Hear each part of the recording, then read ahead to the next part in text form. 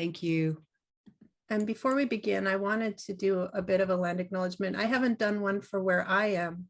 So I'm on the traditional territories of the Haudenosaunee and the Anishinaabe peoples, who continue to be my colleagues, friends, people who work and live and play here today.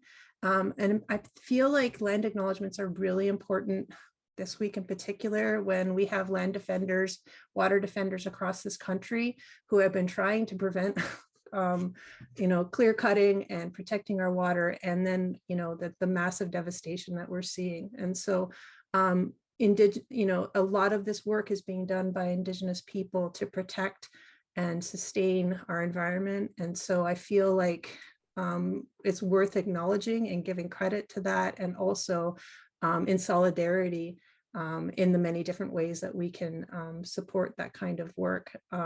It's taking a lot of my headspace to think about all of this work that is being done. And so when we're talking about sustaining change, I feel like that's environmentally, that's one of the a large component of it. So I'm grateful to be living where I am between two great lakes. It's a really beautiful part of the country, and the land here and the resources are really thanks to the people who have maintained it for all this time.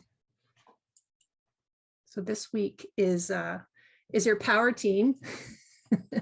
So it's me from Brock. Fiona is not here today, but she's definitely on our team. And Nick, Jess, and Bonnie, who you've been hearing talk. And I'm going to pass it to Bonnie right now. All right, so we have had a fairly consistent structure for the last 3 modules. We've had a liberating structure that was often what, so what, and then now what in the second week, although in module 3, we changed that structure, but the format was essentially the same. We were looking at a convening topic through the lens of 2 key provocations or ideas. And we are doing that again these 2 weeks, this module. We are going to be looking at the question of sustaining change, right? We want to look at it through the lens of care and critique, but we're bringing a little something to it, a little something different. I liked our module 3 rascals, Terry, believe me. We are going to explore change using our breakout room model today. We'll have half an hour in the breakout rooms together. But next week, because it is our last week together, we are going to change things up and basically hand over significantly more decision-making to you folks. I am currently in the process of writing my tenure self-assessment, and I'm talking about Bell Hook's Education as the Practice of Freedom, and the idea that it is moving towards building people's capacity to be free in a democracy and to contribute where they are coming from. And so I see this as parallel to that. We wanted to think about this project not just as something that happens and then ends, but rather something that we use to stand on, potentially to build out on some of the conversations, relationships, and networks that are here. And so next week, when we move to breakout time, and most of it will be breakout time, you will be choosing your own breakout room based on a topic. Those topics will be gathered from today's breakout room outputs, as well as some new ideas that folks put forward. It will be similar to something called an open space technology facilitation format, if any of you have done that before. And next week, what you'll be doing is joining a breakout room, seeing who's there. The principle of open space technology is that the right people are always in the room, and seeing if you can connect and maybe share some ideas for sustaining change together through some co-design, collaboration, or even potentially another grant project, because we are situated all over this province. We've had some really powerful, I think, connections and conversations. And rather than have it just, oh, that was nice, everybody go home, what we are hoping for is that maybe there is a chance for people to build forward. And if you can't make it next week, what we will be doing is still keeping track of these topics, conversations, etc., through Google Docs, and people will be sharing some of their contact information. So if you want to share your digits or your email or whatever next week, then folks who may not be able to be there but still want to hook into a potential future collaboration will be able to do so through the Google Doc, which we'll make available. We will talk about this multiple times going forward, but that's basically the idea. Can you move forward there, Giulia? The reason? Because making little changes, not always so hard. Sustaining change is really hard. This is a model that I used to use 4 or 5 years ago when I was doing digital strategy type work. And I liked it because it frames change as a continuing circular process, always bringing new people in, new conversations in, and a reflective process. But I noticed when I pulled it up, because this was in an old slide deck of mine that I had not looked at since about 2016, that co-design was one of the core steps in the change process. And I think the work that we have been doing here, because this is work, and these connections are work, in co-designing our conversations may give us that capability building. We have done some of the capacity building connection that may allow us to move to some forms of co-implementation, appreciative assessment, which is basically reflecting on what worked and what didn't, what do we need to change, building awareness in the people around us, and then moving back to co-design. So I just wanted to put that out. This co-design process is powerful. It is an understood part of most sustaining change models that I've come across. And I'm excited about the fact that we have got this foundation and really excited to see where it goes. Next slide, please, Giulia. Any capacity building requires being with others. And it doesn't necessarily require being with others face to face. It requires building that sense of who each other are and what they bring to the table.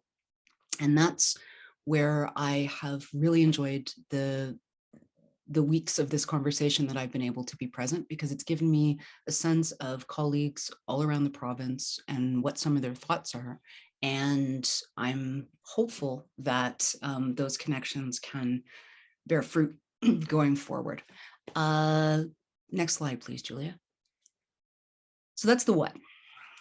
The so what is, oh, that's nice, Bonnie. You and your great ideas about, sure, we all want to do more work. We are tired. In the chat, how many of you, this is a yes or no question, are weary at this point in this pandemic crisis? Yes. Okay, seeing lots of yeses. I am more weary than I would have imagined that I could be.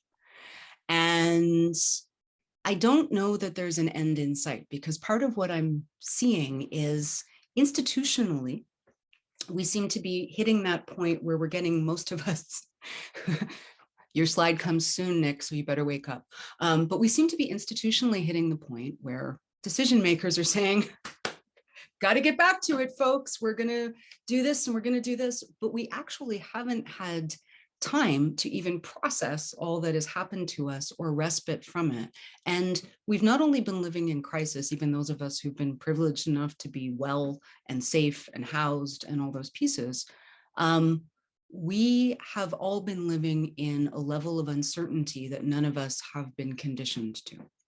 And so I recognize that the COVID-19 crisis is still with us, is bearing on us.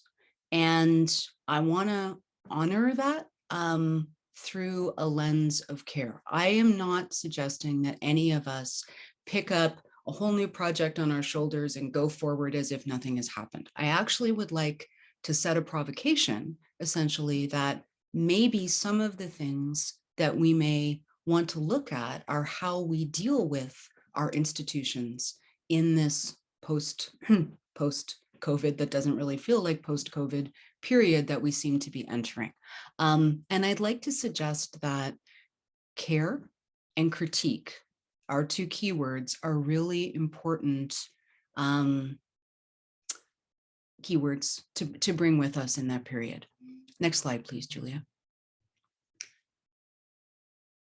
This is one of the liberating structure, a liberatory design card deck images. The what, so what, now what model, the model introduced, I think, by Terry last week.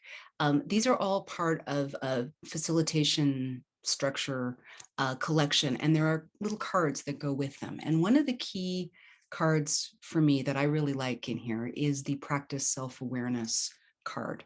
Anytime we engage in any form of co-design, we need to do so from a sense of what we can really bring to something, right? I may value all kinds of things that are way up here, but I don't have the power to execute them. They're not in my wheelhouse. They're not in my lane. So I think that what I'd like us to do as we go into our conversations today is think about changes that we have been making through this pandemic or through our conversations here over the last few weeks, and think about things that we want, but within the scope of what we can do, because it is not on any individual's shoulders to change the world. And we need to practice care with ourselves in terms of keeping that clear. Next slide, please, Giulia. And some levels of change, right? When we're talking about change, some levels we can direct and sustain more easily. So I think of this as like a nested model of change.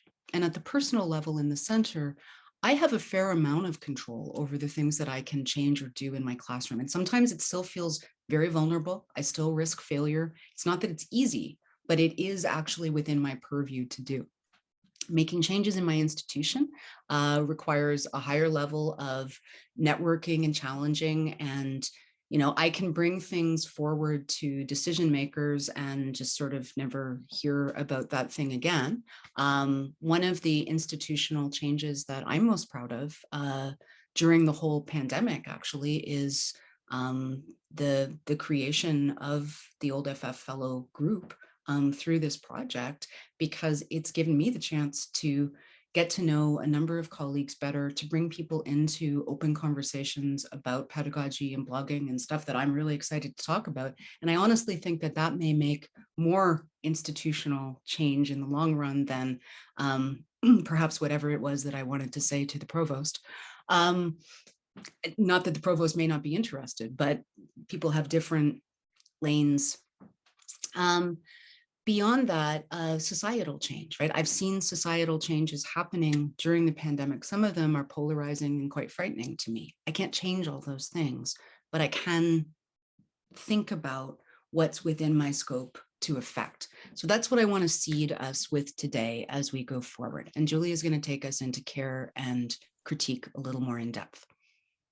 Thanks, Bonnie. And, you know, again, I also recognize like the limits of my individual ability to change.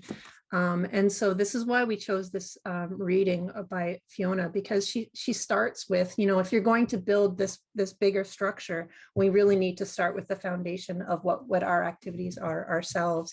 And so somebody in the chat mentioned Nell Noddings, and yes, in our we have a Zotero a library of like brilliant reading about care and pedagogy of care. But this one was really accessible, and so we thought would be a good place to start. And so she outlines a few different things that, you know, we should think about doing first. And so this is where we're going to try to use Zoom to say, you know, put a check mark next to one of the things. So this is the list of things that Fiona says that, you know, if we want to start with a pedagogy of care, things that we can think about doing. So what do you want to sustain or do? Look at you guys have already, we didn't have to even say again. So at the top of your Zoom screen, there is that pull down that says to annotate. And so you could put a check mark, or maybe there's something here that needs to be added. So feel free to use the text box and add that as well to some of the things that you're hoping to do.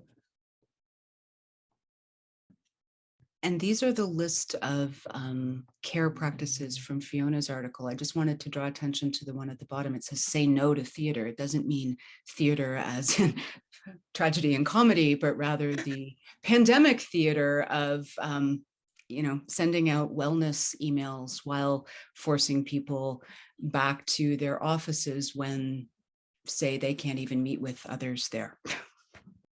Yeah, a lot of it could be very performative, and I think that's where the theater notion comes in. That's great. The hearts have come out. Seeing a real range here too. So folks have really been working on a lot of these.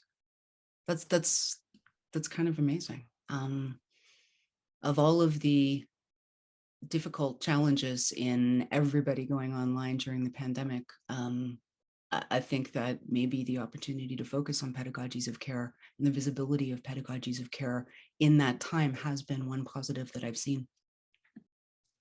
Somebody's writing, so I'm going to make sure that listen. Yeah. You have 30 more seconds. No pressure. Yes, I have the link to the slide deck.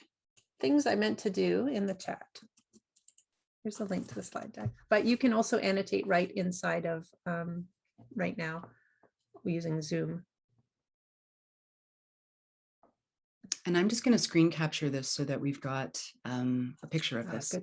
Good thinking. I'm going to advance to the next slide. Do you have it? I do. Great. So speaking of theater, Fiona shared this next tweet with us, which we thought was quite hilarious. And also, oh, it keeps the annotation. How do I clear that? We have to go to, I can do it. Oh, I see. Oh, interesting. Actually, I can only clear my own. I did it. I think I did it. You did. You're a co-host. So anyway, well if you follow Ask Dean, not to disparage associate deans, but there's this Twitter account that says, you know, it's this time of year when the college wants to thank all the faculty and staff for their hard work, not with money, support, or resources, not even with a catered luncheon, but with words and an email to the college will serve. Thanks for all you do, which I think speaks to the irony of like, yeah, that performance or the, you know, the theater aspect. And so we really do need to put our actions behind our words. And so it's not just like, and I think that has to begin with ourselves, and then we can look at larger systems. And so looking at, I have the annotate open, hold on.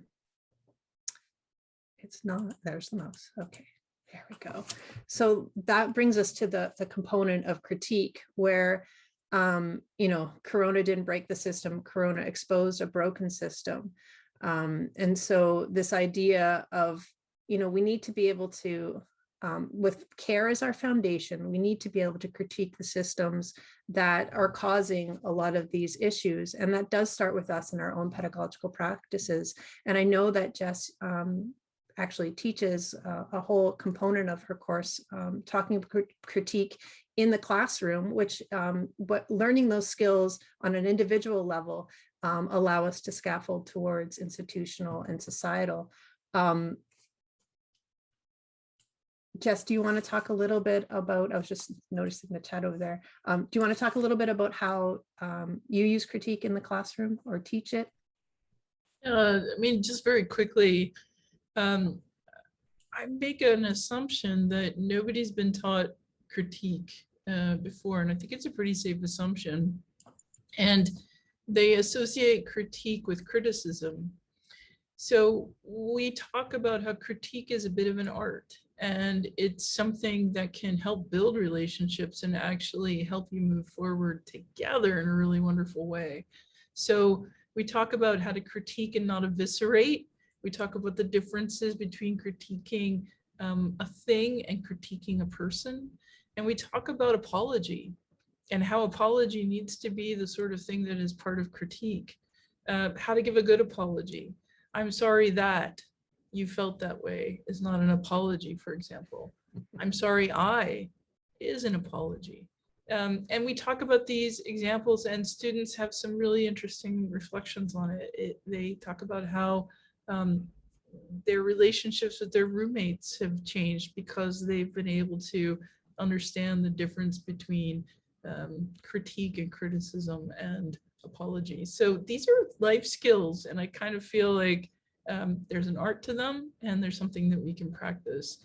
I think coronavirus showed us that too, especially in the digital domain. There are things that we can do here that make it more equitable, that make it more inclusive. So I hope we don't lose those. And I think the ability to approach that in a way, you know, recognizing that there are humans at the other end of your critique is really valuable in this time when everything seems to be so polarized. And so having this group here together, like all of you have come, you know, over, you know, the span of 8, you know, it will be 8 weeks, talking about how we can humanize learning. We feel like it's a really important kind of possible step that we could start building those connections either between you or having conversations about you know, possible new pathways, because we feel like, you know, reading some of the reflections that people have talked about, that, you know, maybe there's a desire or a hope to continue that. And so I'm going to pass it to Nick to talk about what other possibilities may exist. Thanks, Giulia. So I don't want to take too much time here, but one of the things that we were talking about this week was how do we, what are the next steps? What are the things that we can do out of these relationships that we've been building for the last 7 weeks, and carry forward this activity into something that's sustainable? And there are lots and lots of different ways that we can do that. So we thought that for the next 2 weeks, we would spend some time on trying to find ways to get those next steps started. And we figured that there are a number of things that make sense to different people in different situations. We have a really diverse group here. So some of us are traditional academic stream, some of us are not, some of us are staff, some of us are students. And so finding ways to connect with people to continue this work is something that's really important to this. So we figured that there are, you know, there's a couple of kind of pieces of low-hanging fruit, if you think about it this way, that we may be able to continue with. For those in you know, the privilege of academic stream, we have access to funding that others don't. And one of the things we thought might be useful is, and for those of us who are deeply buried in the current round of virtual learning strategy projects and trying to get them finished, we don't even want to think about this to much extent, but there is this second bucket of money that's coming. And one of the things that they would really like to see as an impact from this current round of virtual learning strategy funding, which is what's funding this project, is building on that work with additional things. So we thought we'd make some space in the next couple of weeks for people who may be interested in working together on grant applications to think about, you know, solidifying what some ideas might be that would carry this forward. Others might be more interested in co-writing something or blogging together, or there may be some practical projects that you can do that don't need any of the nonsense that comes with funding and grants and all of that sort of stuff. There are also people who in this group who for crazy reasons are not eligible to hold grants, regardless of how good they are at the work that they do, or how valuable that work is, or how similar to traditional academic stream that work might be. And so there may be an opportunity for people to work together across those streams to make that happen as well. So again, like what we're thinking of this week and next week is to try and make some space for you to find those clusters of ideas. And that's what Bonnie was getting at with trying to identify some themes where maybe we can coalesce around some of those themes and continue to carry this on as a community, if that makes sense. Thanks, Nick. The big thing that I was thinking is that with this next round of funding, it's so difficult to know what's already happening because people are in the process. And here we are currently working on humanizing learning. And so wouldn't it be amazing if some of these people, some of you, you know, picked it up and carried it forward, whether it be in your discipline or, you know, in different contexts. And so, you know, there's that possibility of being kind of involved and kind of understanding what we're trying to do here, that we could carry it on in some way, but also with something that resonates with you. So what we're hoping to do is we're going to move into breakout groups and give you 30 minutes to have a little chat. And we want you first to reflect on the changes you've worked on for the last 20 months. and what you need to put in place to sustain those. And then we want you to reflect on changes you're working toward that you want to see with a focus on critique, particularly in our higher ed systems, and what changes you want to see made or sustained. And then based on that, what co-design topics you would propose, and we build capacity toward going forward. So this is really ambitious, but I feel like of all the groups that I've worked with, this group is probably up for the task.